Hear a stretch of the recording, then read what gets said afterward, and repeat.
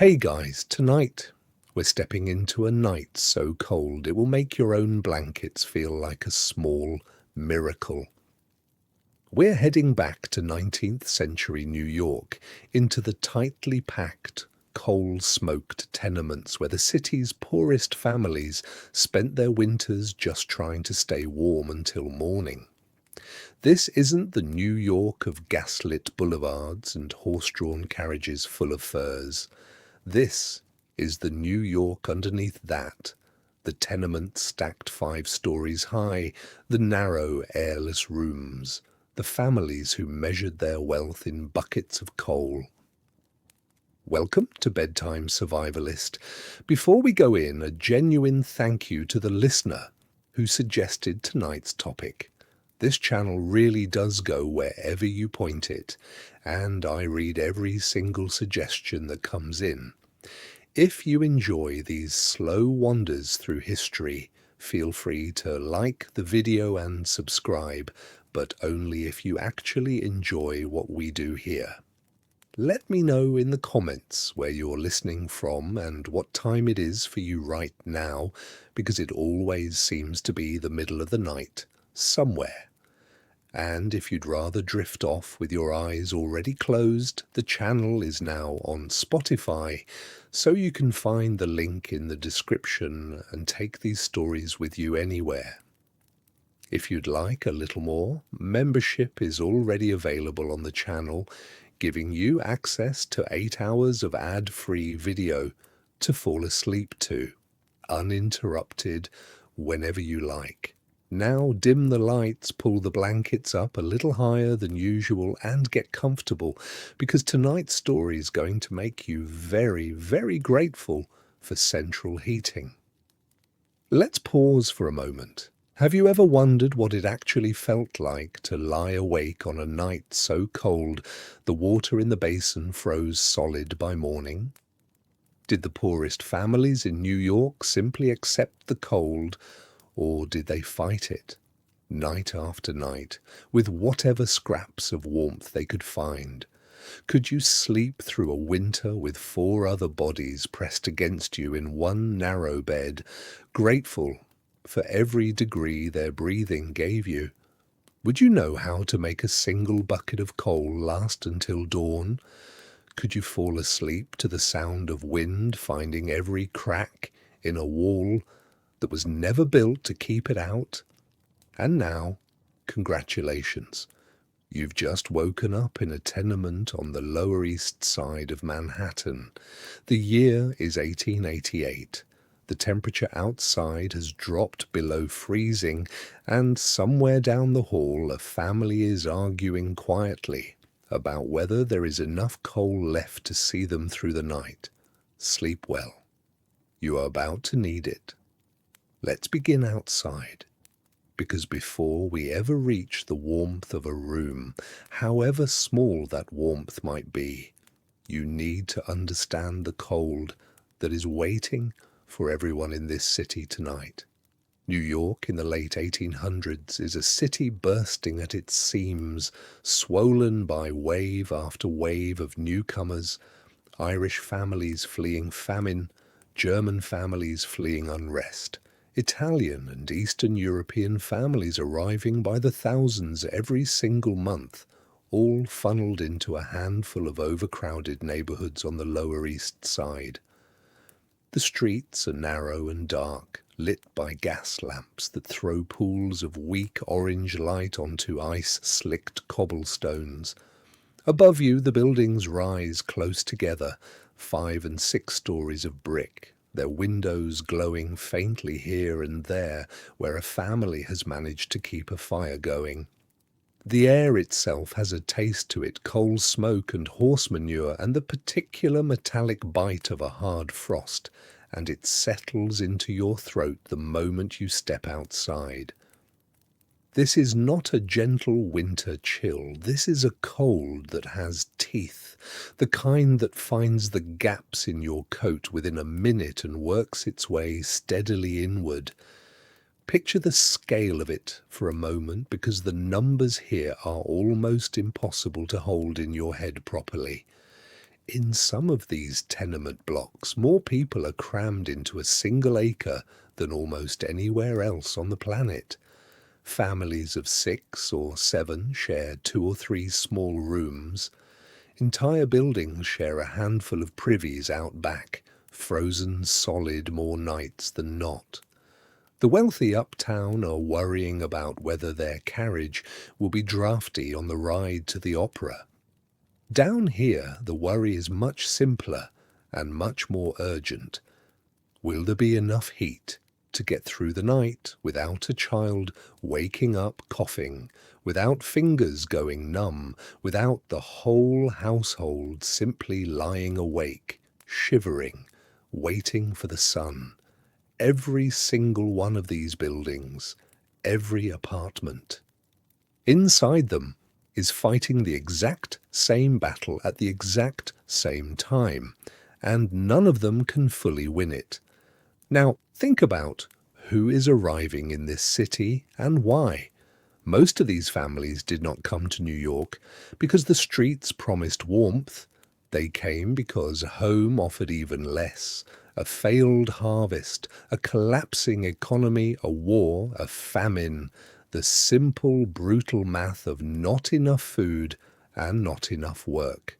They crossed an ocean in cramped steerage compartments, arrived at ports choked with thousands of other hopeful, exhausted strangers, and were funneled almost immediately into neighborhoods that were already full past bursting. The tenements were not built with comfort in mind.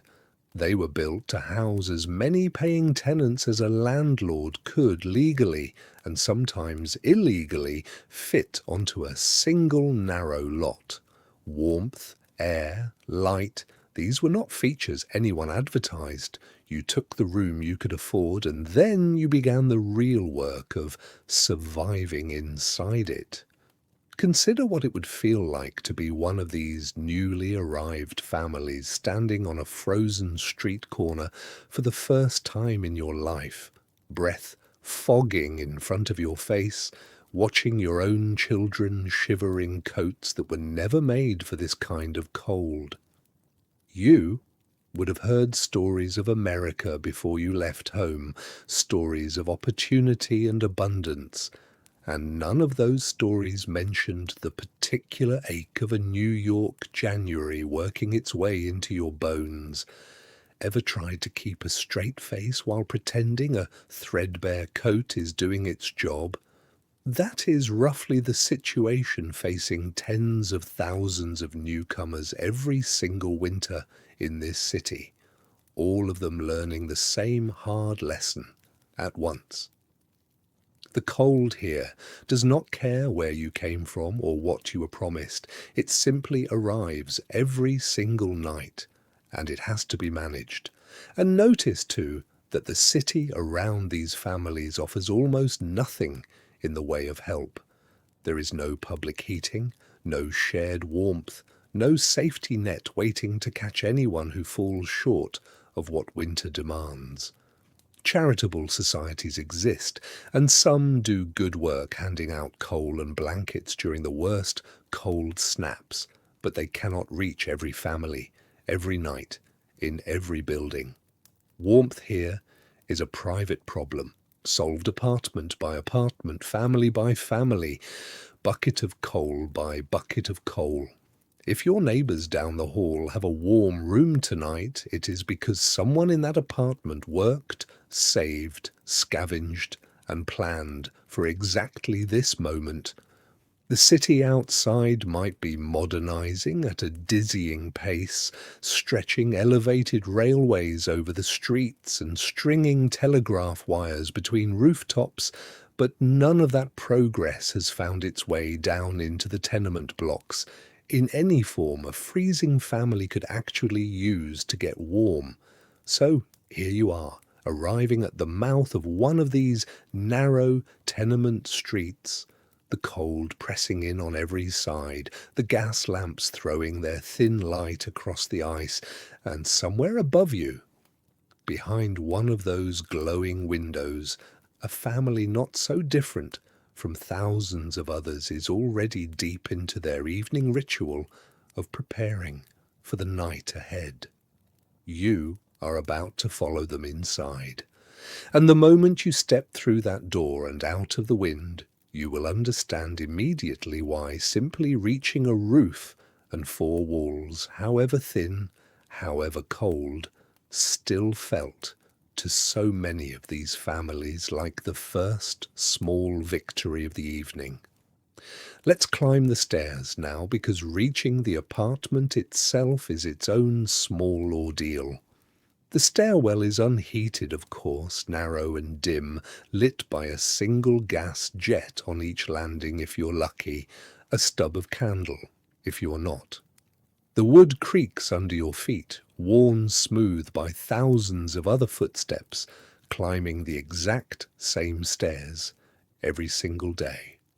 You pass door after door, each one leading to another cramped set of rooms holding another family, another set of worries, another evening spent doing exactly what you're about to do. The building itself seems to exhale cold air, as if the whole structure has simply given up trying to keep the winter out and is instead resigned to sharing space with it. By the time you reach the third or fourth floor, your legs ache and your breath is coming in visible little clouds, and you begin to understand why families with young children or aging grandparents dreaded these buildings most of all, not for what waited inside, but simply for the climb required to get there. Now, step inside, because this is where the real work of the evening begins. The apartment itself is small, often no more than 2 or 3 rooms for an entire family, sometimes shared with boarders taken in to help cover the rent. The walls are thin, plaster over lath, and you can hear the family next door as clearly as if they were standing in the same room. A cough, a baby's cry, the scrape of a chair. There is a single window, maybe 2, looking out either onto the street or, more often, onto a narrow air shaft between buildings that lets in barely any light and considerably more cold than anyone would like. This window is, at this very moment, the enemy. Whatever thin glass sits in that frame and whatever gaps exist around its edges are the primary route by which the outside cold is currently making its way into your evening. You will spend a good portion of the next hour dealing with exactly that problem. Think for a moment about what this room has to accomplish, because it is being asked to do an enormous amount of work with very little help. It is the kitchen, where the evening meal is cooked. It is very often the parlour, where the family gathers, and later tonight, once the furniture has been rearranged and the mattresses unrolled, it will become the bedroom for most or all of the household. There is no separate space for warmth to specialise in. Whatever heat exists in this apartment tonight has to serve every single one of these purposes at once, radiating outward from one small source to cover cooking, living, and sleeping, all in the same handful of square feet. Compare that to a modern home with its heating running quietly through vents in every room, indifferent to whether you're cooking or sleeping or simply sitting still, and you begin to understand just how precious and how limited warmth actually is inside a room like this one. Landlords, it should be said plainly, are almost entirely absent from this equation. There is no central heating system built into these buildings, no radiator waiting to be turned on, no obligation on the part of the person collecting rent to provide anything beyond 4 walls, and a roof that mostly holds. Warmth is the tenant's problem, purchased, gathered, and managed entirely by the family living inside. Some buildings are worse than others. Walls thinner, windows looser, floors gapped enough that cold air rises up from the apartment below as readily as it seeps in from outside. Families with any say in the matter learn quickly which floors and which corners of a building hold heat best, and a slightly warmer apartment, even one no larger or nicer than its neighbours, can command a small premium simply because it is marginally less miserable in January. Picture the drafts themselves for a moment, because they deserve real attention. They arrive from everywhere at once, curling in around the window frame, sliding under the front door, finding the gap where the floorboards have shrunk slightly away from the wall. You can feel them before you can see them, a thin cold current brushing against your ankle or the back of your neck, while the rest of the room sits relatively still. A family living in one of these apartments develops, over the course of a single winter, an almost supernatural sensitivity to exactly where these drafts originate, the way a sailor learns to read the wind. And once you know where the cold is getting in, the evening's real project can begin, because there is a great deal you can do about a draft, even with nothing more than rags, old newspaper, and a bit of patience. Consider the family settling in tonight, home from work in the last hour of daylight, stamping the cold from their boots at the door, already thinking ahead to the hours between now and morning. The father works long hours in a nearby factory or on the docks, his hands still stiff from the cold outside. The mother has likely been home longer, managing whatever small piecework she can take in to add to the family's income, sewing or finishing garments by the thin light of the window, while also minding the youngest children. The older children, if the family is fortunate enough to keep them in school a little longer, arrive home with their own small chill clinging to their coats. Everyone gathers in this one small room, not because it is spacious or comfortable, but because it is, tonight, the warmest place any of them have access to, and because being close together is itself, in its own quiet way, a strategy for getting through the night. And this is where our evening truly begins, because before anyone can rest, before anyone can even think about sleep, there is the small, stubborn matter of the stove sitting in the corner, cold and empty, waiting to be brought to life.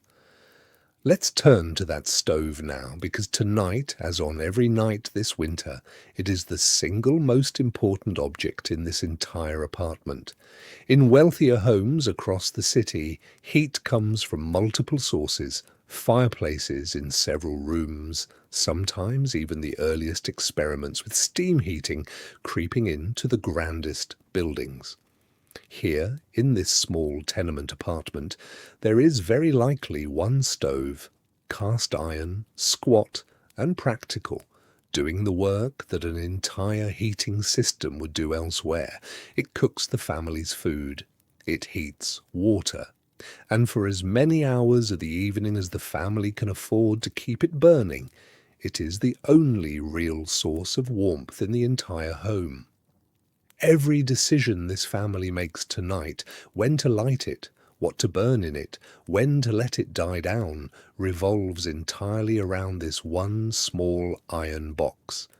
Picture the fuel itself, because this is where money becomes warmth in the most direct way imaginable. Coal is the preferred fuel, burning hotter and longer than wood, but coal costs money. And money is exactly the thing this family has the least of. It is rarely purchased by the ton, the way a wealthier household might buy it. Instead, poor families buy coal by the scuttle, small amounts at a time, from corner shops or coal dealers who specialize in selling exactly this kind of modest quantity to exactly this kind of modest budget. Every bucket represents a real and immediate cost, weighed carefully against rent, against food, against every other demand on a family's thin wages. A particularly hard winter or a stretch of unemployment can mean the difference between a stove that burns steadily through the evening and one that is fed sparingly, grudgingly, watched over with real anxiety about whether there will be enough to last until payday. Now, consider the families who cannot stretch their budget to coal at all, or who supplement it however they can. Wood becomes the fallback. Though good firewood is not exactly abundant in a city built almost entirely of brick and stone, families send children out to gather what scraps they can find, broken packing crates from the markets, splintered lumber from nearby construction sites, anything combustible that nobody else has claimed yet. This scavenged wood burns faster and cooler than coal, meaning more of it is needed to produce the same warmth, but it costs nothing beyond the time and effort of finding it. Think of it like a family running two separate fuel economies at once, purchased coal used carefully for the coldest stretches of the evening, scavenged wood filling in wherever it can to stretch the coal a little further. Let's watch the stove actually being lit, because the process itself is a small nightly ritual performed with real skill born of long practice. Yesterday's ashes are cleared first, saved rather than discarded, because ash has its own small uses around a poor household. Nothing here is wasted if it can possibly be helped. Kindling goes in first, whatever scraps of paper or thin wood are on hand, arranged carefully to catch quickly. A match is struck, precious in its own small way, and the flame is coaxed patiently until it takes hold. Only then does the coal go in, added gradually, because coal needs an established fire to catch properly, and wasting a match or a portion of coal on a fire that fails to light is not a mistake this family can afford to make twice in one evening. Once lit, the stove becomes the undisputed centre of the room, in every sense of the word. Furniture, what little of it exists, gets arranged around it. Chairs are pulled close enough to feel the heat directly. Whoever is coldest, often the youngest child or an aging grandparent, gets the seat nearest the fire without anyone needing to discuss it. An unspoken hierarchy of warmth that every family in this building understands instinctively. And just like the wealthier households across the city with their fireplaces, this small stove throws its heat forward in a narrow, generous cone, and leaves the rest of the room largely to fend for itself. Stand 3 feet away, and you are warm. Stand 6 feet away, and you might as well be back out on the street. Think about what this means practically for how the evening unfolds. The family does not spread out through their small apartment this evening. They cluster, deliberately and necessarily, in whatever small radius of warmth the stove is currently providing. Beds that might sit in a separate room during warmer months get pulled closer to the stove, or abandoned entirely in favour of sleeping arrangements set up directly in the main room where the heat actually reaches. Children, who might otherwise squabble over space in a larger home, find themselves tonight genuinely grateful for the crowding, because every additional body pressed into that warm circle is one more small source of heat, helping to hold the cold at bay just a little longer. And here is the quiet calculation running underneath every single evening like this one, the same math repeating itself in apartment after apartment up and down these tenement blocks. How long can the fire be kept burning steadily before the family needs to start thinking about conserving what fuel remains for the deepest, coldest hours of the night? Because a stove burning cheerfully at 8 in the evening does the family little good if it has burned through the last of the coal by midnight, leaving nothing to hold back the cold in the hours just before dawn, historically the coldest stretch of any winter night. This is why so many households develop the practice of banking their fire before bed, a skill we will look at closely in a little while, letting the flames die down deliberately while preserving a bed of glowing embers that can be coaxed back to life come morning without needing to start entirely from scratch. Picture, too, the particular anxiety of a family running genuinely low on fuel during a hard stretch of winter. There is a kind of quiet arithmetic that happens almost without anyone saying it aloud, glancing at the remaining coal in the scuttle, doing the mental math of how many more nights it might stretch to, deciding silently whether tonight is a night to let the fire burn a little longer for the children's sake, or a night to bank it early and rely instead on extra layers of clothing and blankets. These are not abstract decisions. They are made fresh every single evening by exhausted parents who have already put in a full day of hard physical labor, and who now face the additional quiet labor of simply keeping their family from freezing. So, as the stove settles into its steady evening glow, and the family gathers close around it, eating whatever simple meal has been prepared on its surface, you begin to understand that this small iron box is doing far more than cooking dinner. It is holding an entire household together against a winter that shows no particular interest in mercy. And once the meal is finished, once the dishes are set aside, the family's attention will turn to the next great project of the evening, because heat from the stove alone will not be enough to see anyone safely through until dawn.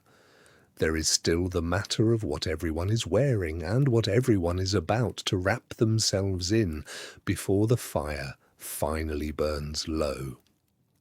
Let's turn to the clothing now, because in a home like this one, what you wear to bed is every bit as important as what's burning in the stove.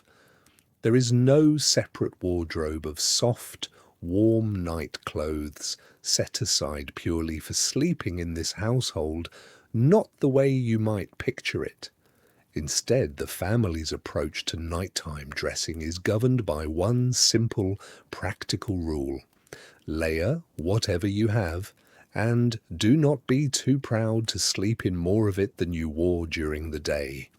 Wool is the fabric of choice wherever the family can manage it, flannel close behind, both prized for the way they hold warmth even when the surrounding air refuses to cooperate. Much of it is second-hand, passed down through the family or purchased from one of the city's many second-hand clothing dealers, patched and mended and patched again, because a garment that still holds warmth is far too valuable to discard simply because it has seen better days.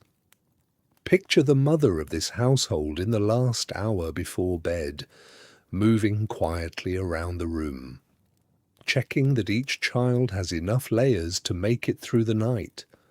A day shirt might simply stay on under a nightshirt rather than being changed out entirely, an extra practical step that costs nothing and adds real warmth. Stockings stay on feet that would otherwise be exposed to a floor holding almost no residual heat at all, shawls and old coats, garments that served the family perfectly well out on the freezing streets earlier in the day, get pressed back into service as bedding, draped over shoulders or tucked around small bodies once everyone has settled in for the night.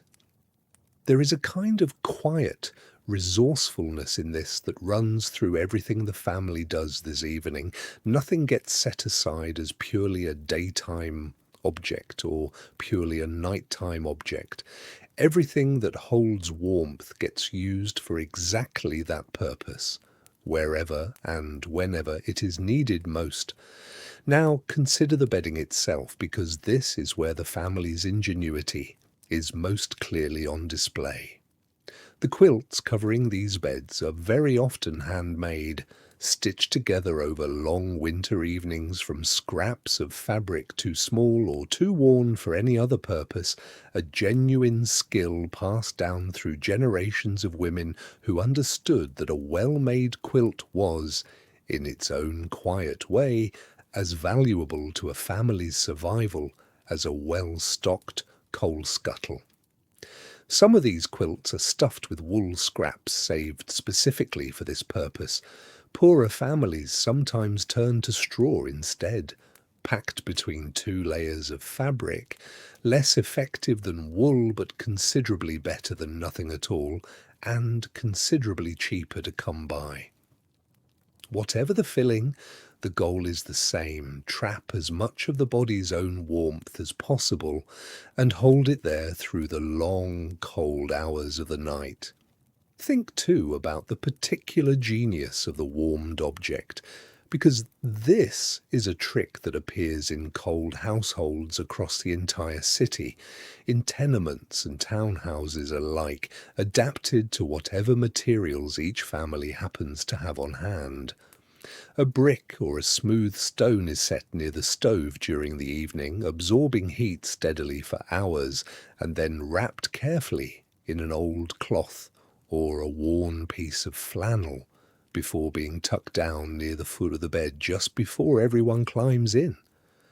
It holds its warmth for a surprisingly long time, slowly releasing heat into the sheets and mattress long after the stove itself has been banked for the night. Families without a spare brick or stone improvise with whatever else retains heat well: a flat iron warmed on the stove top, wrapped thickly enough not to scorch anything it touches, tucked into the same spot, and serving exactly the same purpose.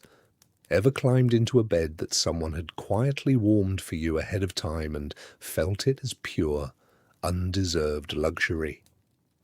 This family experiences a small version of that same relief every single night, earned through nothing more than careful planning and a willingness to keep the stove burning just long enough to heat one more small, useful object. Picture the actual moment of getting into bed, because even with all of this preparation, it remains a small act of courage every single time. The sheets, however carefully warmed at one particular spot by a wrapped brick or flat iron, are still cold everywhere else, and the room itself has usually begun cooling the moment the stove was banked for the night. You slip in quickly, the way anyone does when faced with a genuinely cold bed, curling yourself around whatever pocket of warmth exists and waiting for your own body heat, combined with whatever else the family has managed to trap around you, to slowly close the gap. This is not a gentle, unhurried transition into sleep.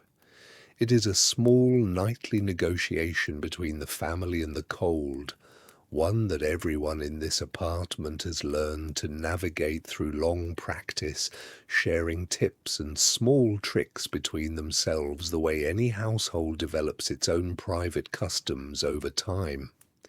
Now, Consider how differently this whole ritual plays out depending on the specific resources available to a given family, because not every household in this building is equally prepared for tonight's cold.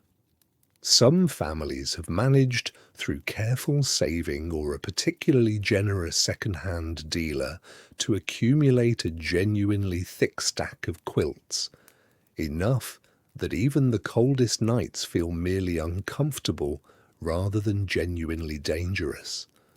Others are working with considerably less, a single thin blanket stretched as far as it can possibly go across several sleeping bodies, supplemented by whatever coats and shawls can be spared from daytime wear.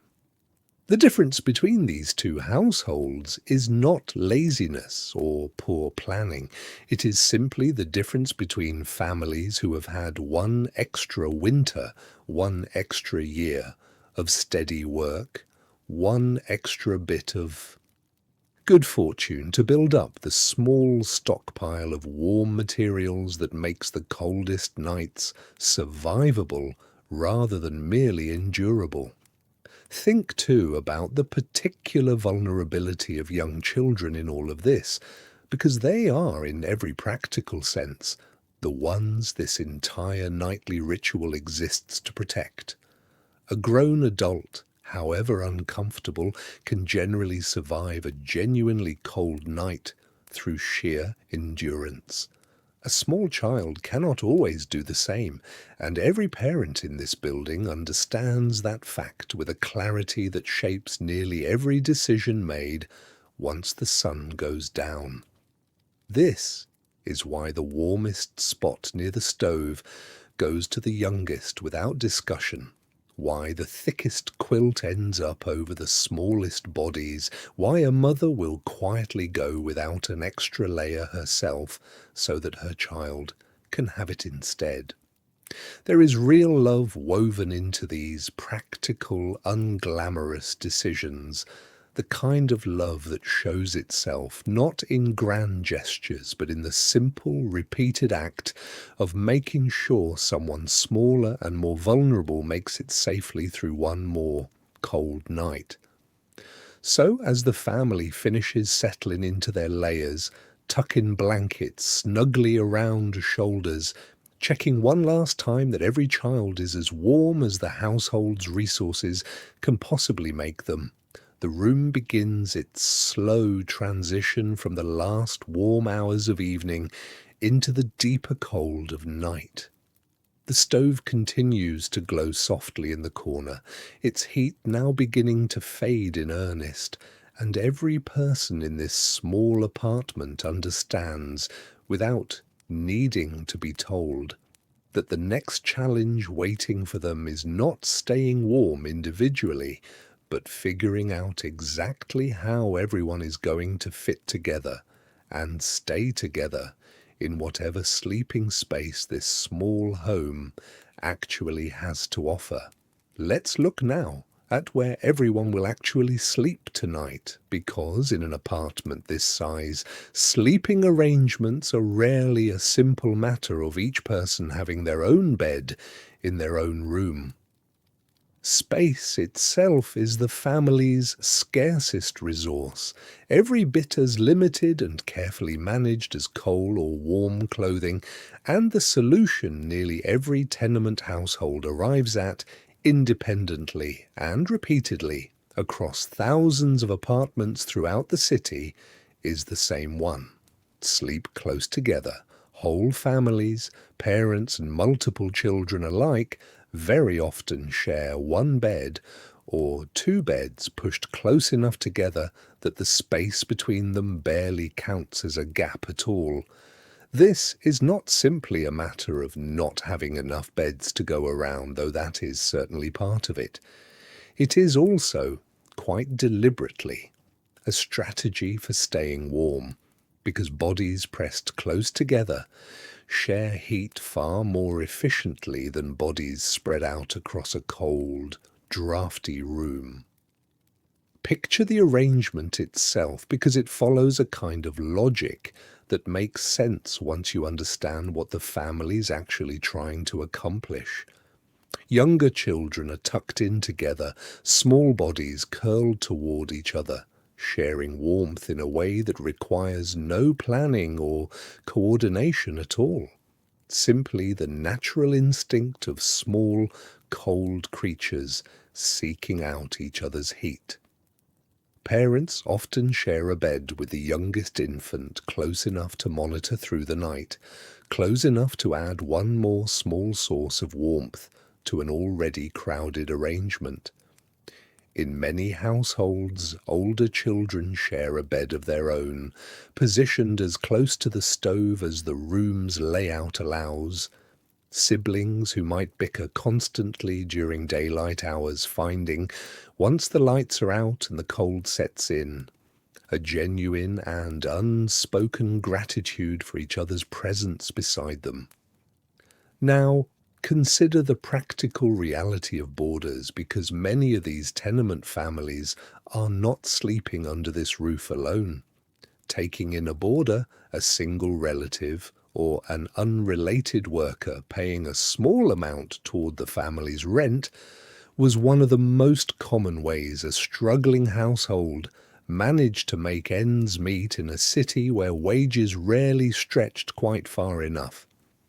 This meant that the family's already limited sleeping space had to accommodate one more person, one more body that needed somewhere to lie down for the night, often in whatever small corner of floor space remained once the family itself had settled in. Think of it less as an imposition and more as a practical trade, a boarder's small weekly payment helping keep the family fed and the coal scuttle full, in exchange for a modest, cramped, but genuinely warm corner to sleep in through the coldest months of the year. Everyone involved understood the arrangement clearly. Space was traded for security, and warmth, in its own quiet way, was simply part of that same exchange. Let's think for a moment about what this actually felt like from the inside, because it is easy, from the comfort of a warm modern bedroom, to imagine this kind of crowding as purely a hardship, and to miss the other side of it entirely. Picture lying in a bed with 2 or 3 siblings pressed close against you, someone's foot inevitably finding its way against your leg, someone else's breathing slow and steady beside your ear. There is very little privacy in this arrangement, almost none, and by modern standards it would feel impossibly crowded. And yet there is also something undeniably comforting about it, a kind of reassurance that comes from simply not being alone in the cold and the dark. Ever noticed how a single cold night feels a little less frightening with someone else's steady breathing right beside you? This family experiences exactly that every single night of the winter, whether they think of it in those terms or not. Consider too how this shared warmth changes the family's entire relationship with the cold room around them. Outside the small circle of blankets and bodies, the apartment continues to lose heat steadily through the night. The stove's glow fading to embers, the drafts around the window finding their way in a little more freely as the hours pass. But inside that circle, inside the small, warm world the family has built together out of shared blankets and closely packed bodies, an entirely different climate exists, one maintained not by coal or wood, but simply by proximity, by the accumulated warmth of several people breathing quietly together through the long hours of a cold night. It is, in its own modest way, a remarkably effective system, one that requires no fuel at all beyond the family's own willingness to sleep close and one that has been keeping households like this one alive through New York winters for as long as anyone in this building can remember. Picture the room falling gradually into stillness now, the last quiet conversations trailing off, the last small adjustments of blankets and shoulders settling into place. Somewhere nearby, a floorboard creaks as one more resident of the building finally makes their own way to bed. The stove continues its slow fade toward morning, still holding just enough heat to keep the immediate air from turning genuinely bitter, still doing its quiet work long after the family has stopped actively tending it. And in the darkness, pressed close together under a hand-stitched quilt, warmed by a brick that was glowing hot only an hour before, this family drifts, one by one, towards sleep, carried there not by comfort in any grand sense, but by the simple, hard-won security of having made it once again safely through the coldest part of another New York winter evening. Tomorrow the whole quiet routine will begin again exactly as it did tonight. But for now, in this small, warm circle of shared blankets and borrowed heat, the cold outside is, for a few precious hours, held gently at bay. Let's turn now to the walls and windows themselves, because a family can burn every last scrap of coal in the building and still lose the battle if the cold is allowed to simply walk in through every gap and seam the tenement offers it. Long before the stove was ever lit tonight, in fact, the real work of the evening began with sealing the room, a task performed with as much care and attention as any other part of the household's winter routine. The window, that single pane of thin glass looking out onto the air shaft or the street, is the most obvious weak point, and the family has learned exactly how to deal with it. Old rags, torn strips of worn-out clothing no longer fit for wearing are pressed firmly into the gaps around the frame where the wood has warped slightly away from the glass over years of temperature swings. Newspaper, once read and reread until every column has been picked over for whatever news or gossip it held, gets folded and wedged into the same purpose, stuffed into the thin channel where sash meets frame, anywhere a draught might otherwise find its way through.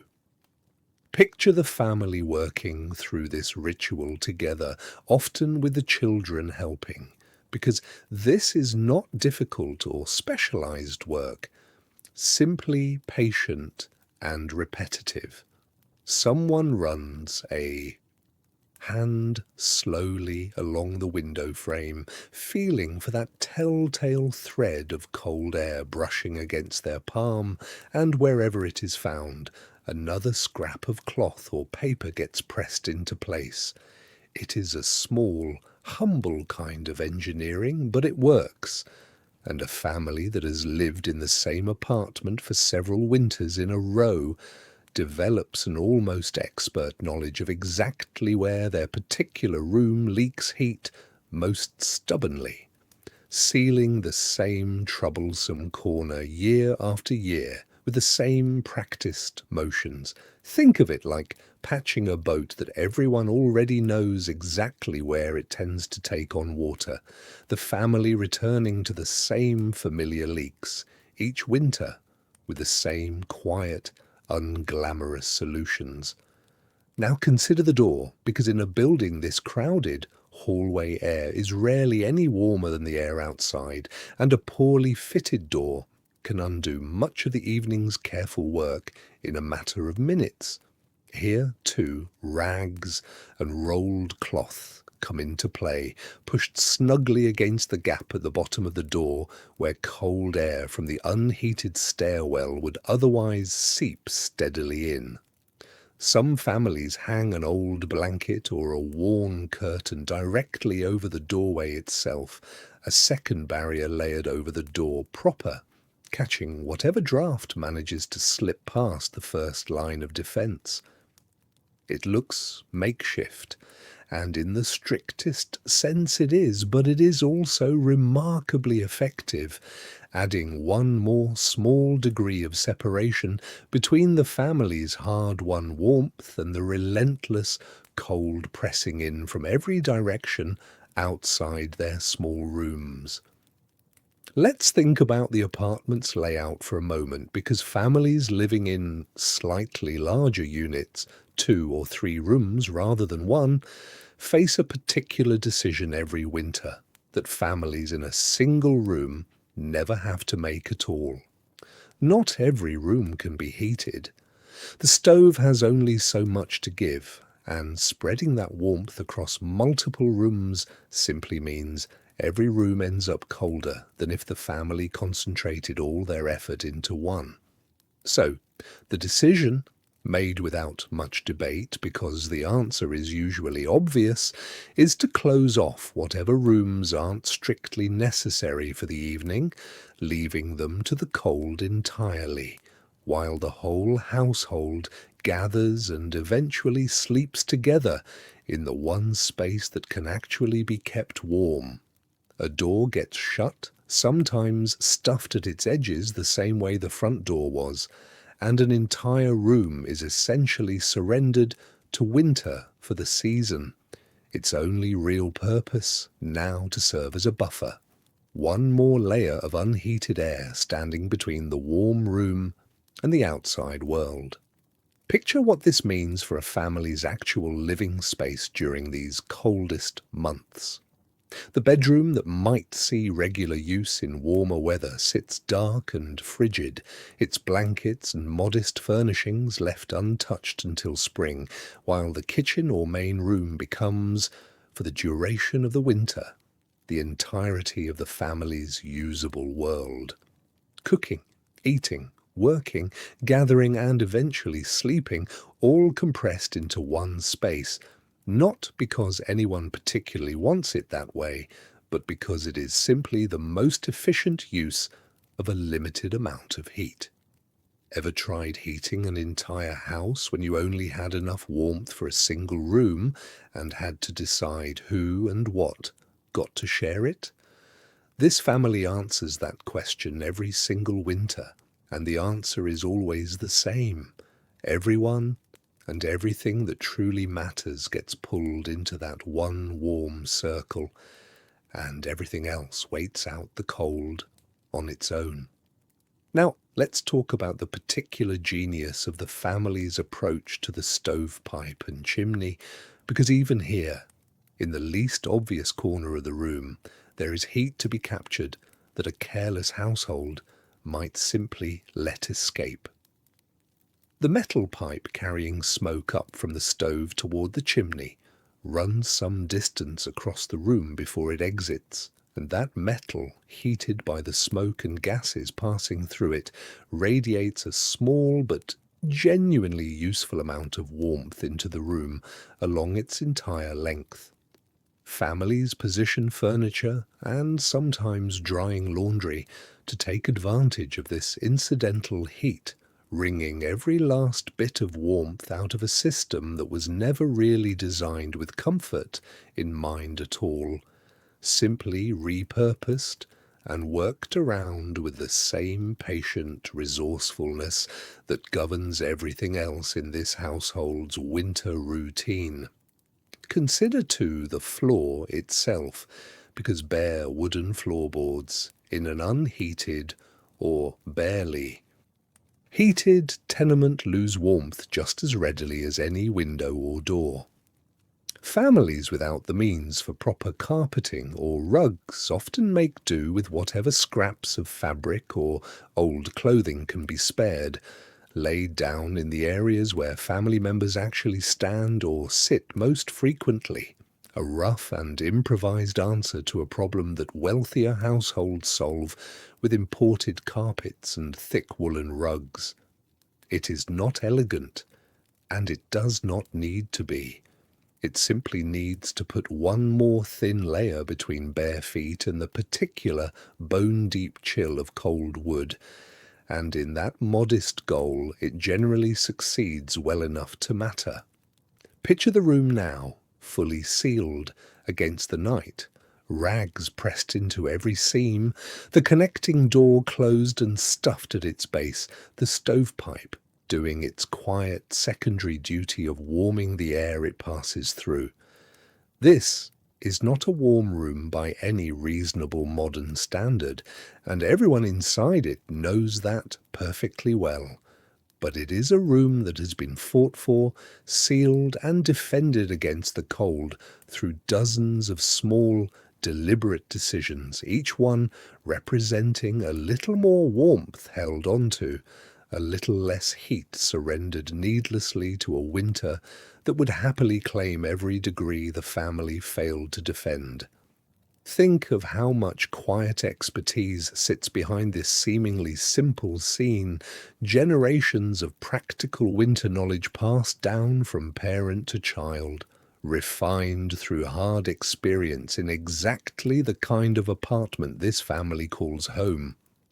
And there is something worth noticing in how little any of this depended on money the family didn't have. Sealing a window with rags costs nothing beyond the rags themselves, already worn past any other use. Hanging an old blanket over a doorway requires only a blanket that already exists in the household. Closing off an unused room costs nothing at all beyond the decision to do it. This entire evening's worth of careful preparation, the sealing, the closing off, the small redirected warmth of a stovepipe, represents not wealth, but ingenuity, the accumulated wisdom of families who have learned, through long practice and no small amount of hardship, exactly how to make the very most of very little. It is a different kind of resourcefulness than the kind found in a well-stocked coal scuttle, quieter and less visible, but every bit as essential to getting this family safely through to morning. So, as the last rag is pressed into place along the window frame, and the family finally turns its full attention back toward the stove and the gathering evening, the room around them has been transformed not into anything resembling true warmth by any modern standard, but into the best possible version of itself, every crack sealed, every unnecessary space closed off, every scrap of heat directed as efficiently as possible toward the small circle where the family will soon settle in for the night. The cold outside has not been defeated. It never truly is, not on a night this deep into winter, but it has been slowed, managed, and held at a careful distance, and for a family with so little standing between themselves and the worst of what a New York winter can offer, that quiet, hard-won distance is very often enough. Let's turn now to the stove one final time this evening, because there is a particular skill involved in ending the night's fire properly. One that separates a family who wakes up to a genuinely cold room from one who wakes up to embers still glowing quietly, ready to be coaxed back into a proper flame with minimal effort. This is the art of banking a fire, and it is every bit as important as lighting one in the first place. As the evening wears on and the family begins settling towards sleep, the fire cannot simply be left to burn freely and die out entirely on its own, because that wastes fuel unnecessarily and leaves nothing behind for morning. Nor can it be fed generously right up until bedtime, because a roaring fire left unattended through the night is not only wasteful but genuinely dangerous in a wooden building packed tightly with sleeping families. The solution, developed and refined through long practice, is somewhere carefully in between. Picture the process itself, because it requires real judgment, not simply a mechanical set of steps. As bedtime approaches, the family stops actively feeding the fire fresh coal, allowing the flames themselves to burn down gradually rather than adding fuel that would only need to burn through the night unattended. What remains, glowing and orange rather than actively flaming, gets carefully arranged, coals pushed together into a compact bed rather than spread thin across the grate, sometimes covered with a thin layer of ash to slow the rate at which they burn, without smothering them entirely. Done correctly, this small glowing bed of embers can hold its heat for many hours, slowly releasing warmth into the room through the deepest, coldest part of the night, and still be alive enough by morning that a few fresh pieces of kindling and a little coaxing will bring the whole stove back to a proper fire, without needing to start entirely from cold, striking a fresh match and burning through kindling that could otherwise have been saved. Now think about why this particular skill mattered so much to a family in this position. Starting a fire completely from scratch each morning means burning through kindling that might otherwise have lasted several days. And it means enduring a genuinely cold room for the 20 or 30 minutes it takes for a brand new fire to properly establish itself and begin throwing real heat. A well-banked fire shortens that gap dramatically, meaning the difference between a child waking up, shivering in a stone-cold room, and a child waking up to a room that is merely cool, already warming steadily as the banked embers catch and grow under a parent's careful attention. Every family in this building has learned, through trial and no small amount of error, exactly how their own particular stove behaves, how tightly to bank the coals, how much ash to leave on top, what the fire looked like on the mornings it survived the night successfully, and what it looked like on the mornings it didn't. Consider, too, the quiet responsibility this places on someone in the household, because banking a fire well is not something you do once and then forget about. Very often it is one of the parents, sometimes an older child old enough to be trusted with the task, who takes on the job of checking the fire one last time before finally climbing into bed themselves, making small final adjustments, ensuring the coals are arranged just so that nothing is likely to flare up dangerously while the family sleeps, that enough heat has been preserved to make the coming morning bearable. It is a small, unglamorous act of care performed in the last quiet minutes before sleep, easy to overlook, but genuinely essential to how the whole household experiences the night ahead. Let's think, too, about the particular danger this careful banking is guarding against, because an improperly managed stove in a wooden tenement building carries real risk beyond simply wasting fuel.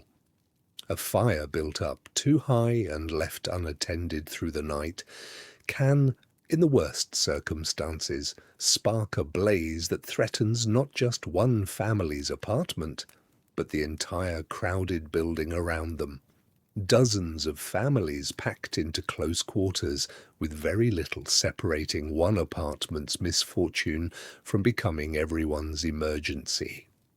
This is not an abstract worry.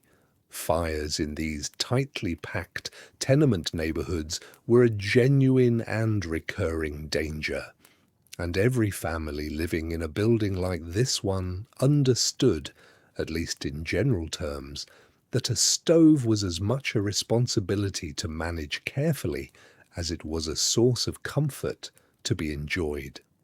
The nightly ritual of banking the fire, then, is not purely about conserving fuel for the sake of the family's own comfort. It is also, quietly, an act of care extended toward every other family sleeping in the rooms around them. Picture the room settling now, the fire reduced to its careful bed of glowing embers, throwing a soft orange light across the ceiling that will slowly fade as the hours pass. The family has done everything within their power tonight, sealed the drafts, banked the fire, layered the clothing, arranged the sleeping bodies close together under carefully stitched quilts. There is nothing left to do now except let the night run its course, trusting in the small preparations made over the last several hours to see everyone safely through until morning. Ever noticed how much quieter a room feels once every practical task has finally been completed, when there's truly nothing left to do but wait? That particular stillness settles over this apartment now. The last small sounds of the evening trailing away into the deeper quiet of a New York winter night. Now consider what this banked fire actually represents beyond its purely practical function. It is, in its own small way, a kind of promise the family makes to itself each night. A quiet assurance that tomorrow will begin a little more gently than it might otherwise, that the coldest hours before dawn will be met with something more than an entirely dead, freezing room. Think of every family throughout this building, and throughout thousands of buildings just like it across the Lower East Side tonight, performing this exact same small ritual at roughly the same hour, each stove banked with its own particular care, each apartment settling into its own version of this same careful, hard-won balance between warmth conserved and warmth spent. There is something quietly remarkable in that shared, repeated act, performed independently by so many households who will likely never meet, and who nonetheless share this one small, universal skill of getting a fire safely and efficiently through a long winter night. So as the last ember settles into place and the room grows steadily dimmer, the family finally allows themselves to fully rest, secure in the knowledge that they have done everything within their power to prepare for the hours ahead. The stove sits quietly in the corner, glowing faintly, patient and reliable in the way that only a well-tended fire can be, carrying the household's hopes for a slightly gentler morning forward through the darkest, coldest stretch of the night that is still to come. And it is into that darkest stretch, the deep hours between midnight and dawn, that we turn next, because even the most carefully prepared room in the most carefully sealed apartment cannot entirely escape what a New York winter still has waiting for it in the small, quiet hours before the sun finally rises again. Let's sit for a while in the deep hours of the night now, because this is when the cold truly tests everything the family has prepared. It is somewhere past midnight, the household long since settled into sleep, the stove reduced to its carefully banked bed of embers, and outside the temperature has continued its steady, relentless drop. This is historically the coldest stretch of any winter night, the hours just before dawn, when whatever heat the day's sun provided has long since dissipated, and nothing yet has arrived to replace it.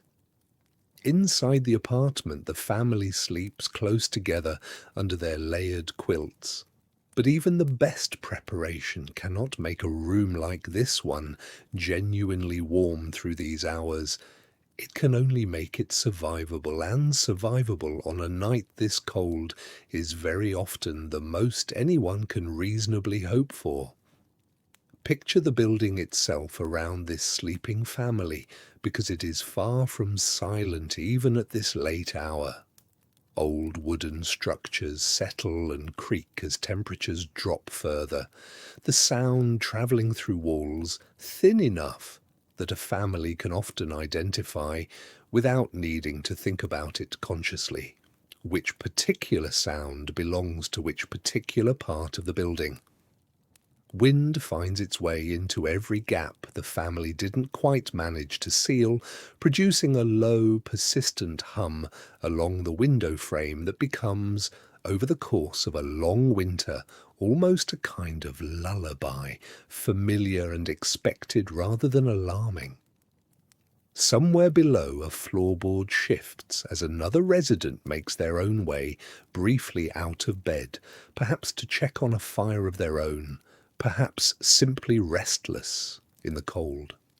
The whole building in these deep hours feels less like a collection of separate apartments and more like one large shared organism, all of its residents fighting the exact same quiet battle against the exact same relentless cold, each in their own small, sealed rooms. Now consider what actually wakes a family member during these hours, because it happens more often than you might expect. A child stirs, perhaps because a shifted blanket has left a small patch of skin suddenly exposed to air that has grown noticeably colder since everyone first settled in. A parent wakes instinctively, the particular attentiveness of anyone responsible for a small child's well-being kicking in even through the fog of exhausted sleep, reaching out in the dark to feel whether small hands and feet still hold reasonable warmth, tugging a blanket back into place, perhaps shifting position slightly to offer a little more direct body heat to whichever child seems to need it most. This happens quietly, almost automatically throughout the night, small adjustments, made half asleep, the accumulated instinct of parents who have spent every winter of their children's lives learning exactly how to read these small signs of cold before they become anything more serious. Think, too, about the particular vigilance required when the deepest cold coincides with illness, because winter in these crowded tenement buildings brings sickness along with it, just as reliably as it brings frost on the windows.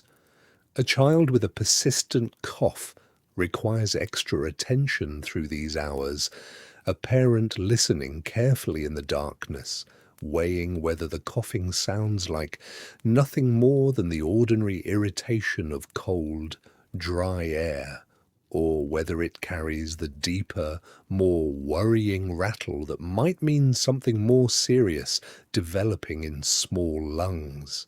Families without easy access to a doctor, and without the money to pay for one even when access exists, learn to trust their own careful observation, adjusting blankets, perhaps warming a little water on the stove's remaining embers for a soothing drink, doing whatever small practical things lie within their power, while hoping quietly that morning brings improvement rather than worse news.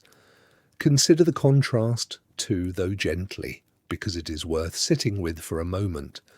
Not far from this very building in the same city, on this same freezing night, wealthier families are sleeping in rooms with fireplaces tended by servants, in homes with proper insulation and multiple sources of heat spread through separate, well-appointed rooms.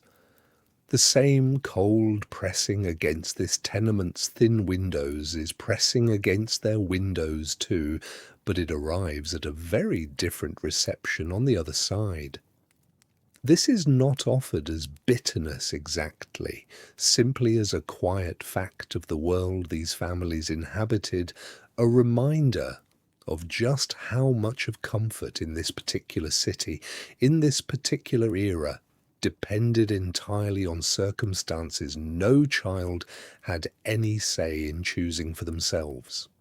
The family sleeping in this small tenement room tonight is not failing at anything. They are simply working with what they have and working with real skill against a challenge that a wealthier household never has to fully face at all. Now, think about the small comforts that do exist within this difficult night, because they matter every bit as much as the hardships. The warmth of a sibling's back pressed against yours under a shared quilt, the low, steady sound of a parent's breathing nearby, a quiet reassurance, even in sleep, that you are not facing this cold alone. The faint orange glow, still visible from the banked stove across the room, small but real, proof that morning's fire has already been prepared for, that someone thought ahead on your behalf. These small comforts do not erase the cold. Nothing entirely erases the cold on a night like this one.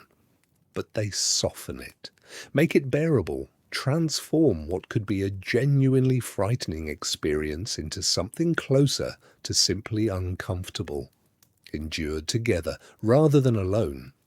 Picture, too, the particular resilience that develops in children who grow up experiencing winters like this one, year after year. What might seem from the outside like genuine hardship becomes, from the inside, simply the ordinary texture of childhood. The cold nights and careful blankets and banked fires no more remarkable to these children than central heating is to a child growing up generations later. They learn, without ever being formally taught, an entire practical education in survival, how to layer clothing effectively, how to read the particular sounds a cold building makes, how to press close to a sibling for warmth without needing to be told, how to recognize when a fire needs tending and when it can simply be left to do its quiet work undisturbed.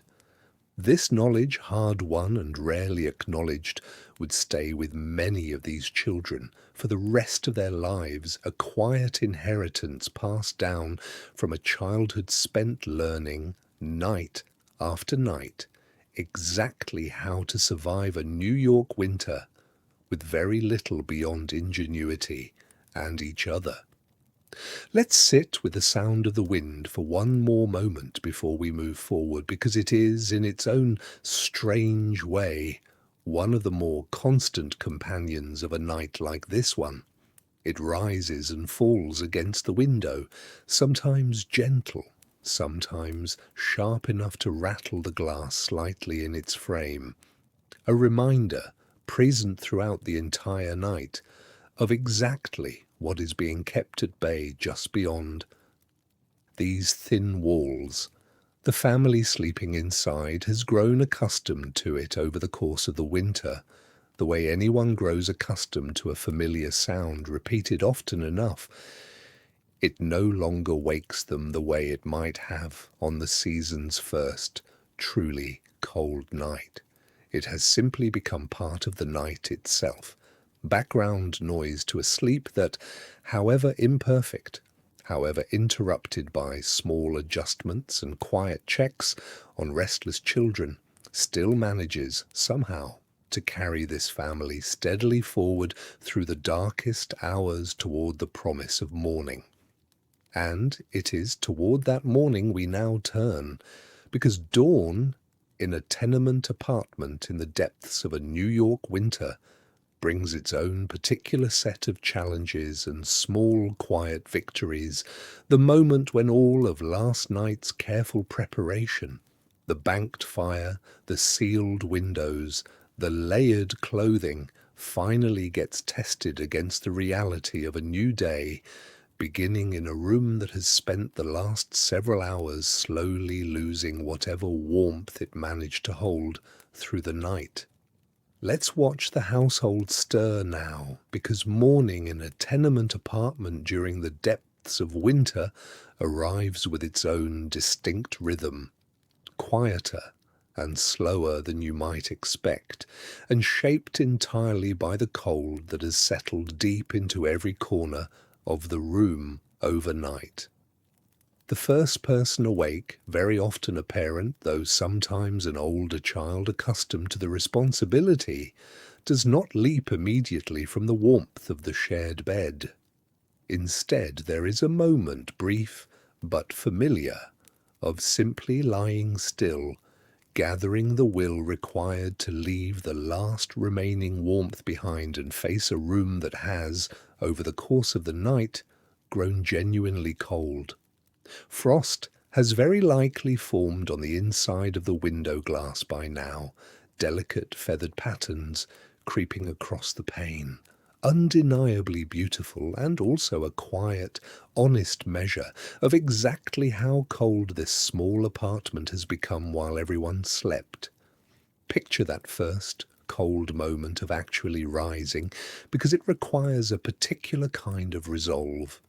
Bare feet meet a floor that has lost nearly all the warmth it might have held the evening before, and the air itself, while not nearly as bitter as it was outside on the street last night, carries enough of a genuine chill that breath sometimes remains faintly visible in the room's dim early light. Whoever rises first moves quickly and with purpose, because the sooner the stove is tended, the sooner the rest of the family can rise into a room that is at least beginning to warm again.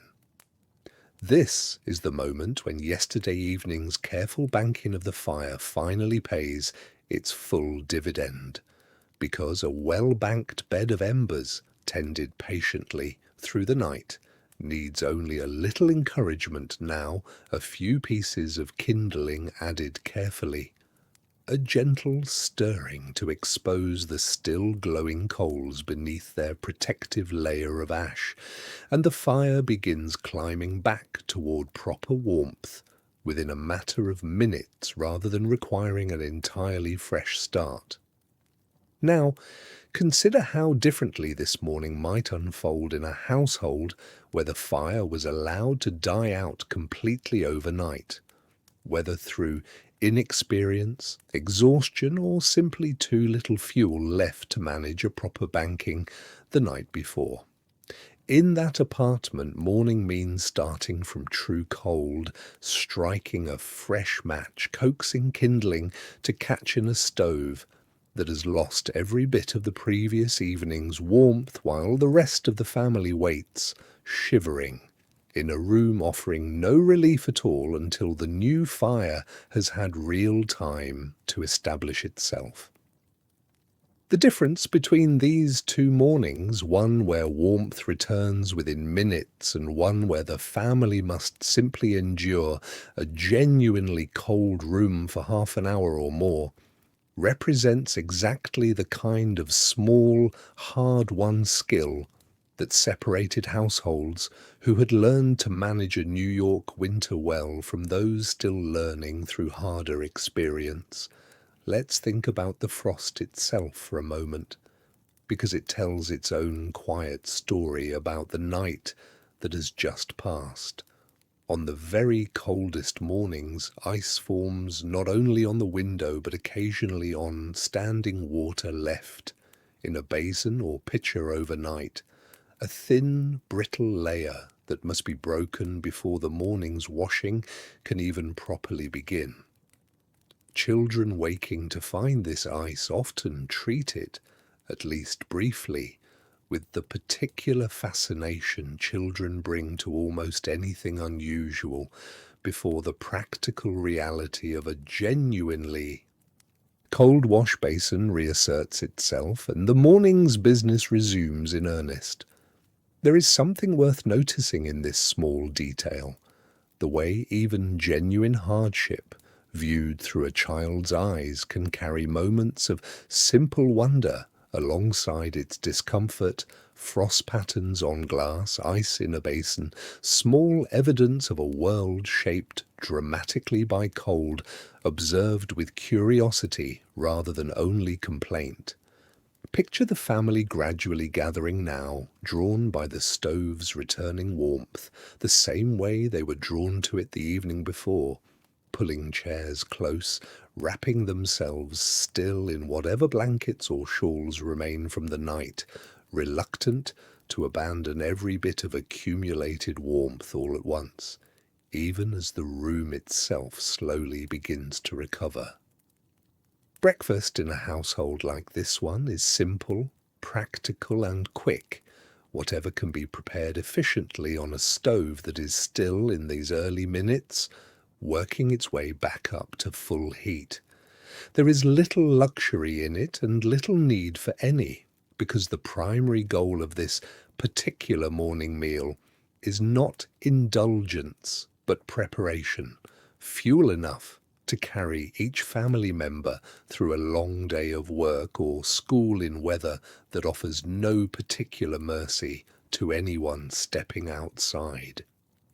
Now consider what awaits each member of this family once breakfast is finished, because the warm room they have worked so hard to create and maintain through the night is, for most of them, about to be left behind entirely.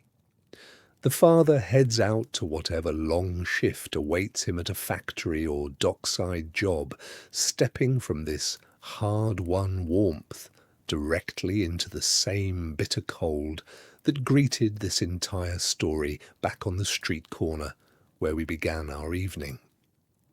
Older children bundle themselves as thoroughly as the family's modest wardrobe allows and head off toward school, or toward whatever work they contribute to the household's income, carrying with them whatever residual warmth this morning's fire managed to provide, knowing it will fade steadily over the course of a long, cold day, spent largely outside its reach.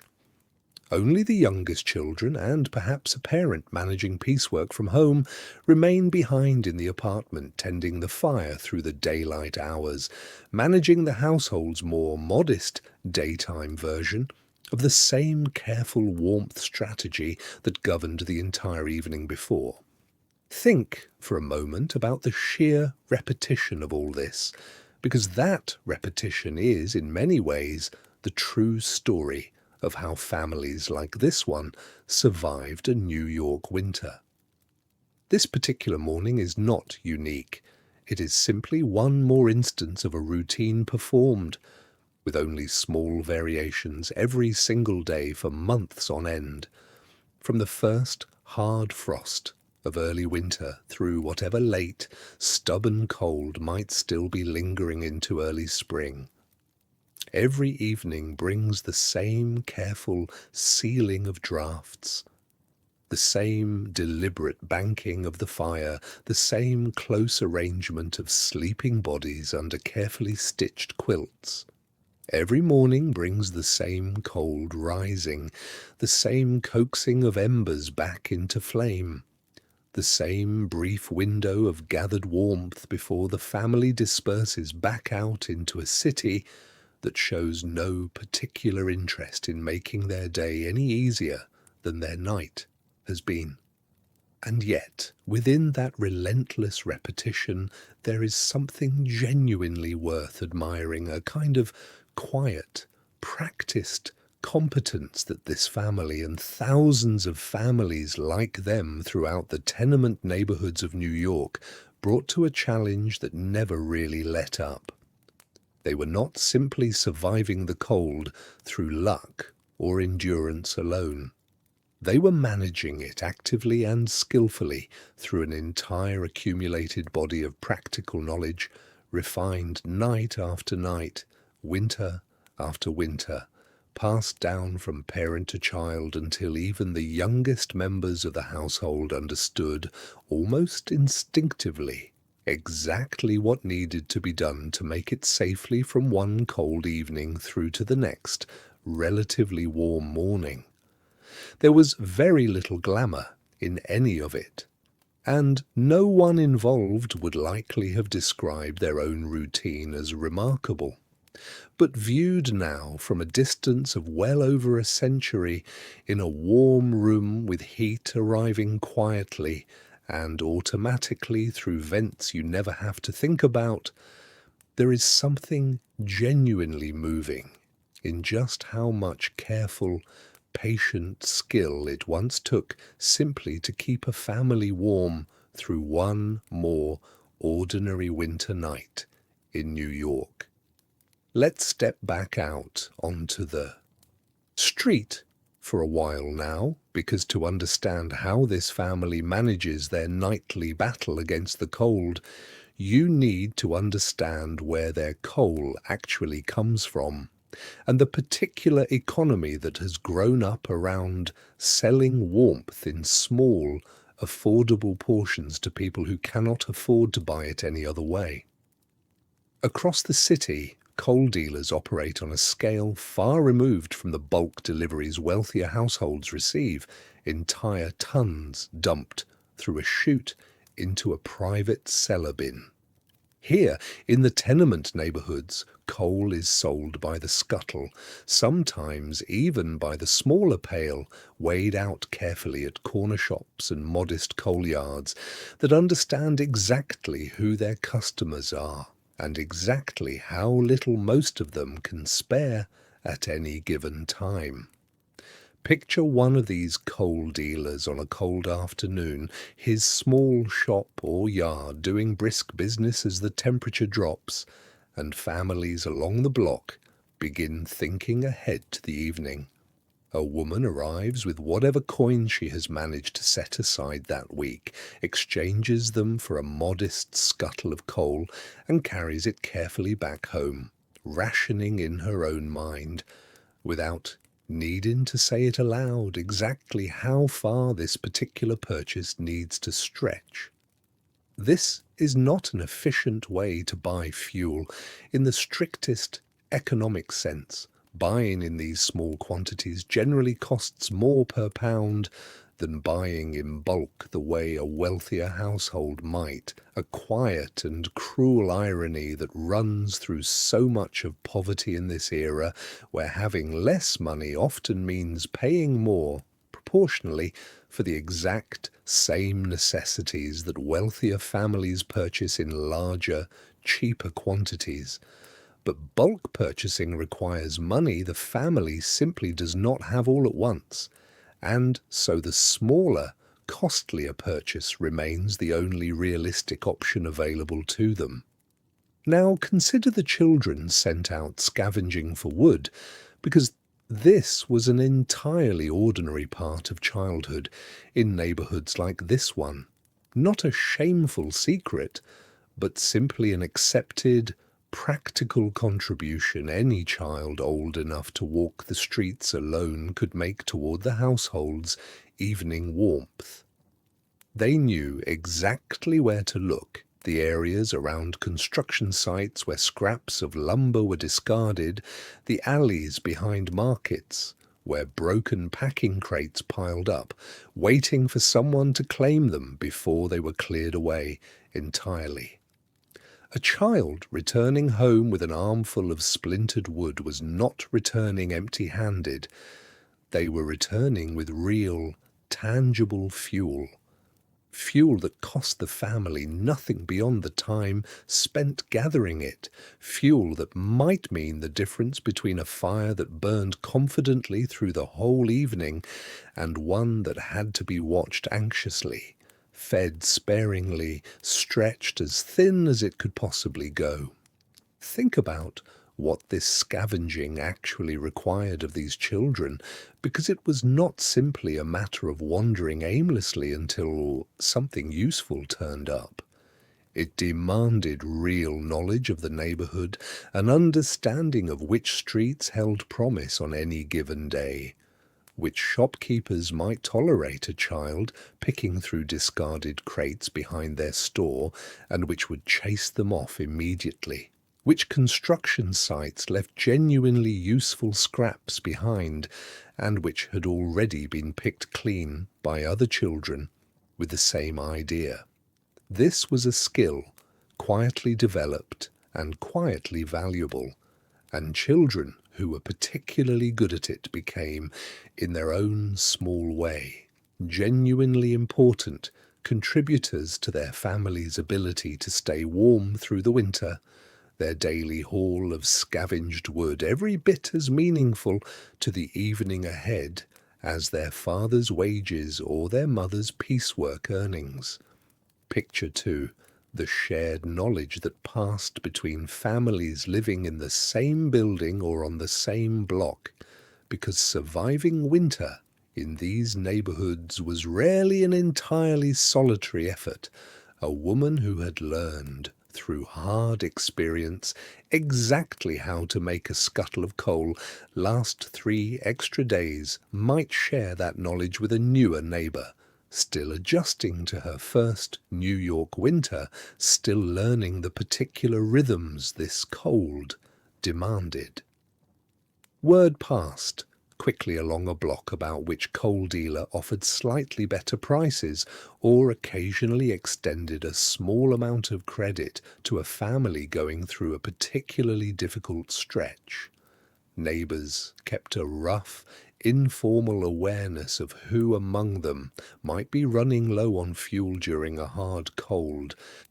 Snap and a spare scuttle of coal or a few pieces of wood sometimes passed quietly from one apartment to another, no great ceremony attached to it, simply one family helping another through a difficult night in the understanding that the favor might well be returned before the winter was through. Now, let's think for a moment about the charitable efforts that existed alongside this neighborly support, because they were real, even if they could never fully close the gap between what these families needed and what they actually had.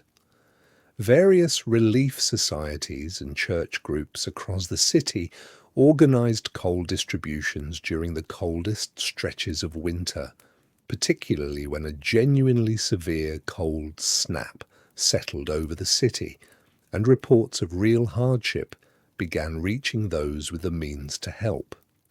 Families in desperate circumstances might receive a delivery of coal or perhaps blankets. Through one of these organized efforts, a genuine and welcome relief, though rarely enough on its own to solve the underlying problem facing so many households at once. These charitable deliveries tended to arrive as a response to crisis rather than as any kind of steady, reliable support, meaning families still had to manage the great majority of every ordinary winter night entirely through their own resources and their own careful planning. Consider, too, the particular anxiety that settled over neighborhoods like this one whenever a stretch of unusually severe cold arrived, the kind of deep freeze that pushed temperatures well below what even a well-prepared household could comfortably manage. Newspapers of the era occasionally reported on these cold snaps in stark terms, noting the hardship spreading through the tenement districts, sometimes prompting exactly the kind of charitable response we just discussed. Families during these periods faced genuinely difficult choices, stretching already thin coal supplies even further, keeping children home from school if the walk itself seemed too dangerous in the bitter wind, watching over the youngest and the oldest members of the household with particular care, because it was precisely these severe cold snaps that posed the greatest real danger, when even the most careful preparation might not be quite enough. Think about the quiet resilience this entire economy of survival represents, though, because for all its hardship, it worked, night after night, winter after winter, for the vast majority of families living through it. The small coal purchases, the scavenged wood, the shared knowledge passed between neighbors, the occasional charitable relief arriving during the worst stretches, all of it combined into a system that, while never comfortable and never entirely secure, nonetheless carried an enormous number of families safely through winter after New York winter. There is something genuinely worth respecting in that. A whole informal, undocumented infrastructure of survival built not by any government program or grand civic plan, but simply by ordinary people figuring out, together and individually, exactly how to keep their families warm with whatever modest resources the world had actually given them. Picture the evening once more now, the family we have been following gathered around their small fire, built from a combination of purchased coal and a child's afternoon haul of scavenged wood, warmed by knowledge passed down from a neighbour who had weathered a few more winters than they had, aware, distantly, that if the cold turned truly severe in the coming weeks, some kind of help might reach them through a church or relief society doing its best to bridge the gap. None of this made the winter easy, but it made it survivable, and survivable, built patiently out of 1,000 small acts of resourcefulness and quiet neighbourly care, was very often exactly enough. Let's turn now to the particular toll that a winter like this one took on the body, because staying warm was never simply a matter of comfort in these tenement neighbourhoods. It was, quite directly, a matter of health, and sometimes a matter of life and death, especially for the very young and the very old. Cold, cramped housing carried real physical consequences that families understood, at least in their broad outlines, even without the more precise medical knowledge that would come later. A poorly heated room through a long winter left children more vulnerable to persistent coughs and chest complaints, illnesses that could linger for weeks in a household unable to keep every room consistently warm, unable to provide the kind of rest and recovery that a wealthier family might arrange more easily in a warmer room with better food and quicker access to whatever medical care existed at the time. Picture a household managing a sick child through one of these cold winter weeks, because it added an entirely new layer of complexity onto an already demanding nightly routine. The stove that ordinarily burned steadily through the evening and was banked carefully for the night might instead need to be kept a little higher, a little longer, sacrificing precious fuel reserves for the sake of keeping a fevered or coughing child in a genuinely warm room rather than merely a survivable one. A parent might sit up later than usual, watching over a restless child, adjusting blankets, offering whatever warm drink could be prepared from the stove's remaining heat, weighing constantly and quietly the family's limited resources against a child's immediate need for comfort and warmth. There was no easy answer in these situations, only the same patient, practical resourcefulness that governed every other part of the family's winter, stretched now across an even more difficult set of circumstances. Now consider the broader awareness that was slowly building across the city during exactly this era regarding the conditions in these tenement neighbourhoods, because it did not go entirely unnoticed by the wider public, even if change arrived slowly and imperfectly. Journalists and reformers were beginning to document in increasing detail exactly what daily life looked like inside these crowded buildings, the overcrowding, the inadequate heating, the difficult and sometimes dangerous conditions families endured simply to survive an ordinary winter. This documentation would grow in the years and decades following into a broader movement pushing for better building standards, improved sanitation, and more attention paid generally to the conditions under which the city's poorest residents were living.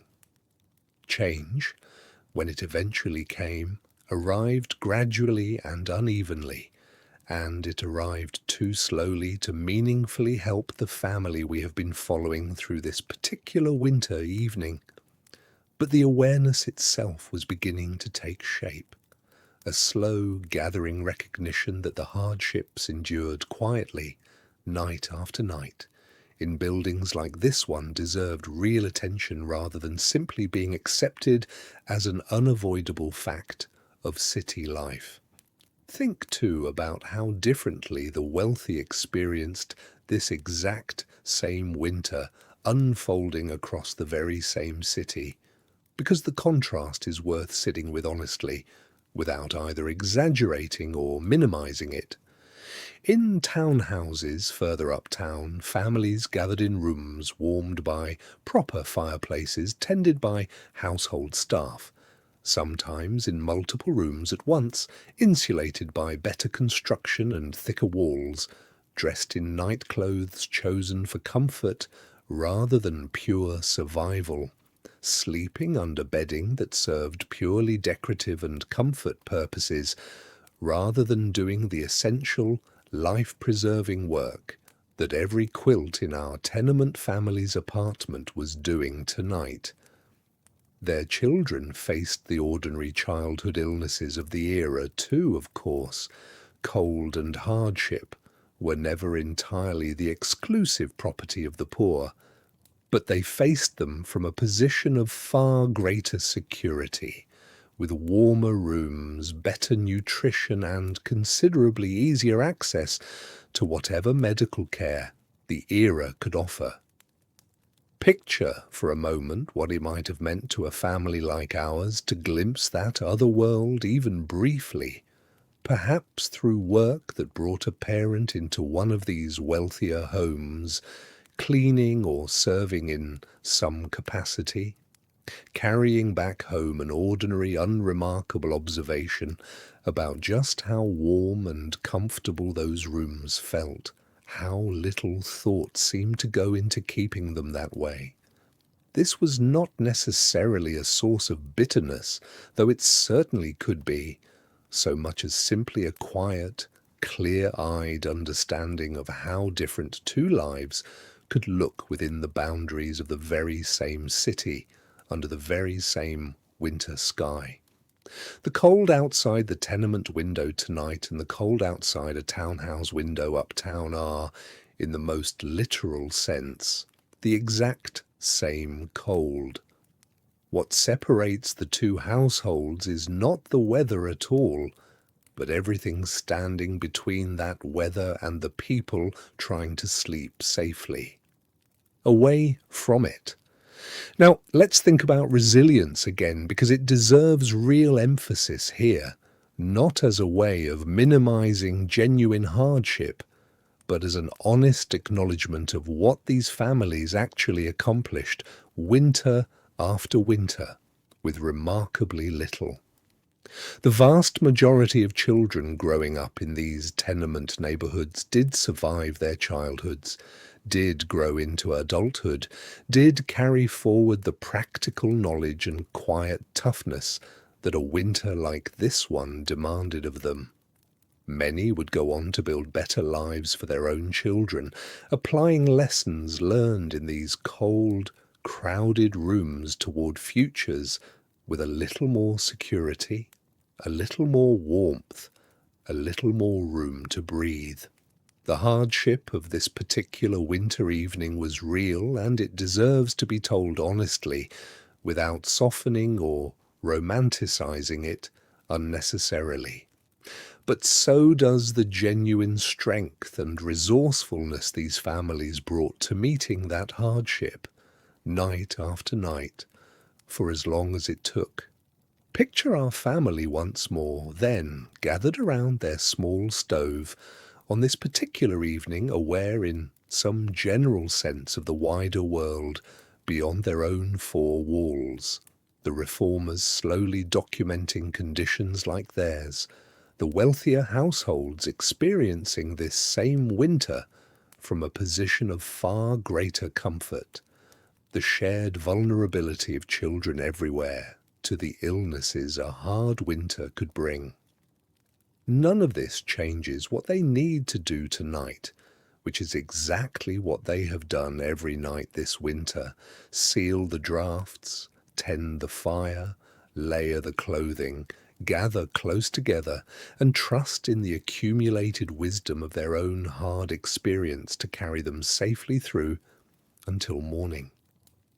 It is, in its own quiet way, an entire philosophy of survival, built not on any grand solution to the problems surrounding them, but on the simple, repeated, unglamorous work of doing what can be done every single evening with whatever the family actually has. Let's step outside once more, but this time into something more severe than an ordinary cold night, because it is worth understanding exactly what this family faces when winter shows its harshest face. When an ordinary cold evening gives way to a genuine blizzard bearing down on the city. Snow like this arrives with its own particular character, wind driving it sideways down the narrow tenement streets, piling against doorways and burying the thin gap beneath the front door in drifting white within a matter of hours. The temperature that accompanies a storm like this drops further than an ordinary winter night, and the wind adds its own vicious edge, finding every seal the family worked so carefully to establish and testing it far more severely than any typical evening would require. Picture the family's awareness of the coming storm, because word of severe weather travelled through these neighbourhoods well before the first flakes actually began falling, carried by newspaper reports, by the particular colour and heaviness of the sky, by the accumulated instinct of people who had lived through enough New York winters to recognize the signs of something worse than usual approaching. A family expecting a serious storm makes different decisions than they would on an ordinary evening. An extra trip to the coal dealer that afternoon, spending a little more than usual to ensure the scuttle is genuinely full rather than merely adequate. A more careful inspection of every window and door seal, rags pressed a little more firmly into place, an extra blanket pulled down from wherever it's normally stored and added to tonight's arrangement. There is a seriousness to these preparations that goes beyond the ordinary evening ritual, a recognition that tonight demands more from the family than most nights do. Now, consider what actually happens once the storm reaches its full strength, because the sounds alone can be genuinely unsettling, even to a family well accustomed to a hard winter. Wind howls along the narrow street outside, with a force distinctly different from an ordinary night's steady breeze, rattling the window in its frame with real insistence, finding some new gap the family had never quite noticed before, and producing an unfamiliar new draft that has to be identified and dealt with in the middle of the evening's other preparations. Snow accumulates rapidly outside, muffling the ordinary street sounds the family has grown so accustomed to, replacing them with the strange, hushed quality that heavy snowfall brings even to a busy city. Inside, the stove works harder than usual, fed a little more generously than an ordinary night might call for, the family recognizing that tonight, unlike most nights, conserving fuel matters less than simply making it through until the worst of the storm has passed. Think about the particular vulnerability that a night like this reveals, because a storm severe enough to genuinely test this family's preparations does not test only their household. It tests every household in the building and every building on the block and every poor family across this entire section of the city simultaneously. This is precisely the kind of night when charitable relief efforts, discussed earlier, matter most, when church groups and relief societies mobilize whatever resources they have toward the neighborhoods facing the greatest hardship, when neighbors check on each other with particular urgency, when a family that has run dangerously low on coal might send a child, bundled as thoroughly as possible, to a nearby relative or trusted neighbor, rather than risk an entire night without adequate heat. The storm does not create new dangers so much as it sharpens every existing one, taking the ordinary hardship of a tenement winter and pressing it, for one night, considerably harder. Picture the family gathered even closer together than usual on a night like this. The stove burning a little brighter, the whole household drawn into whatever warmth can be mustered, listening to the wind battering against their small, sealed window. Aware, in the way that families in this position always were, that this particular storm was simply the season's harshest expression of a challenge they faced in some form every single night. There is real fear in a night like this, honestly, a genuine uncertainty about whether tonight's preparations will prove adequate against weather this severe. But there is also, running alongside that fear, the same steady, practiced competence that governed every other night of the winter, the same careful attention to sealing drafts and managing fuel and keeping the youngest and most vulnerable close to whatever warmth the room could provide. Now, consider the morning that follows a storm like this, because it often reveals its own particular scene across the neighborhood. Snow piled deep against doorways, the whole street transformed into an unfamiliar white landscape. Families across the block emerging cautiously to assess how their preparations held up through the night, checking on neighbors, sometimes discovering that a household had run short on fuel and needed help getting through until the coal dealer could reopen and resupply. There is often, in these mornings after a severe storm, a particular sense of shared relief and shared community. Families who spent the night each fighting their own private battle against the same storm, now emerging together into its aftermath, comparing notes, offering help where it's needed, grateful simply to have made it through a night considerably harder than most.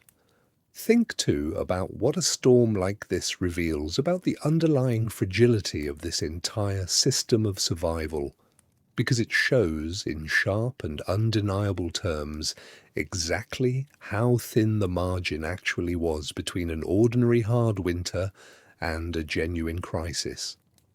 A family that manages perfectly well through dozens of ordinary cold nights might find themselves genuinely struggling during the 2 or 3 nights each winter when conditions turn truly severe.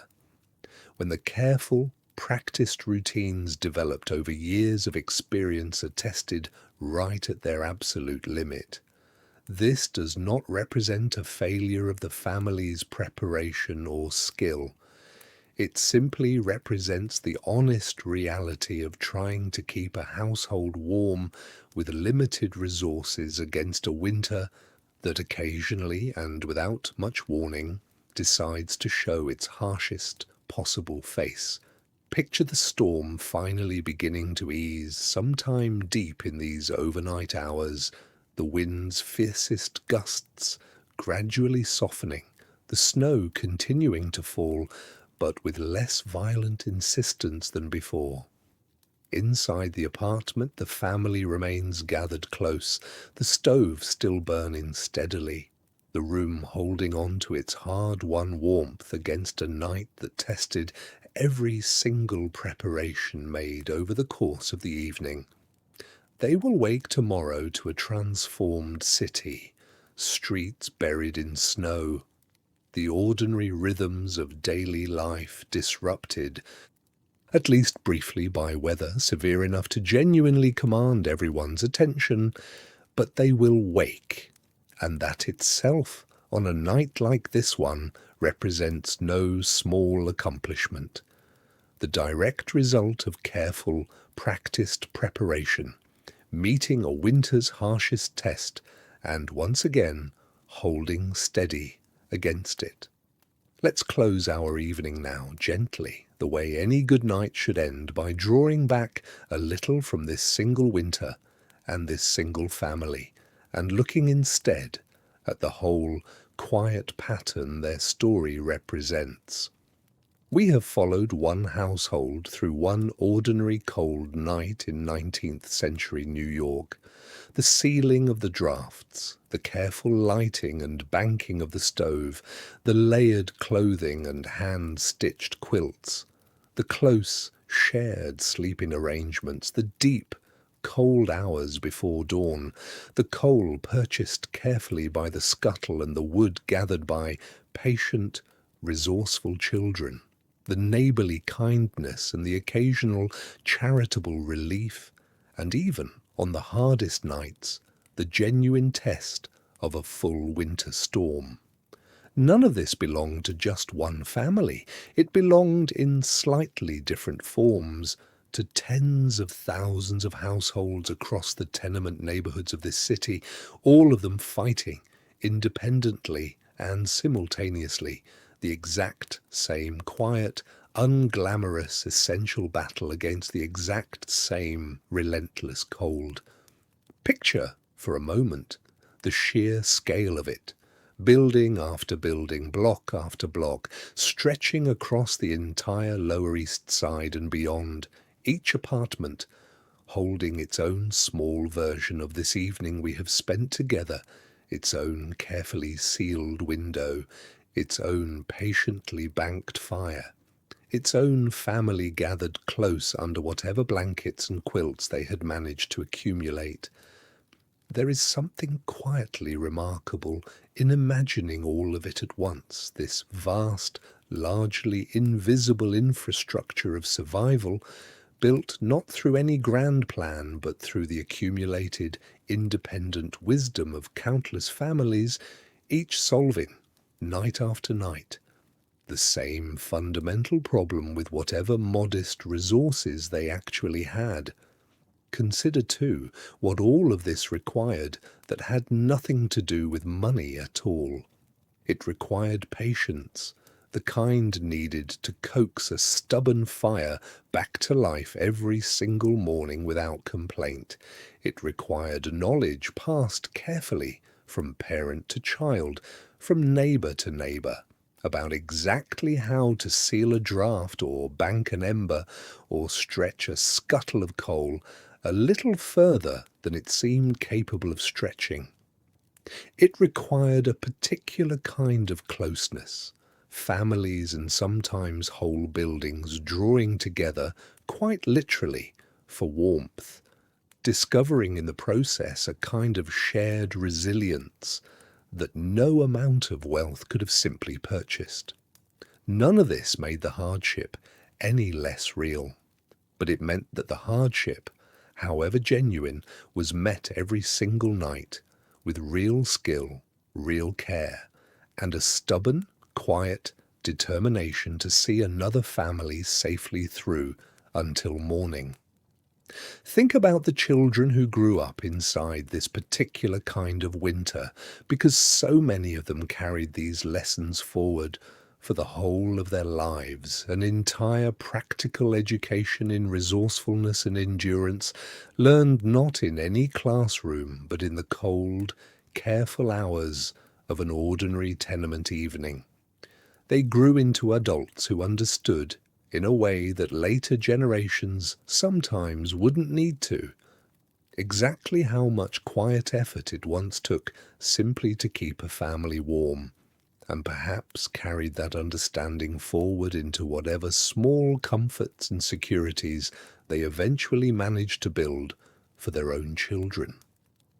Picture the whole city one final time then, its wealthy uptown neighborhoods glowing warm behind proper glass windows, its grand new innovations creeping steadily forward and down in the crowded, narrow streets of the tenement districts.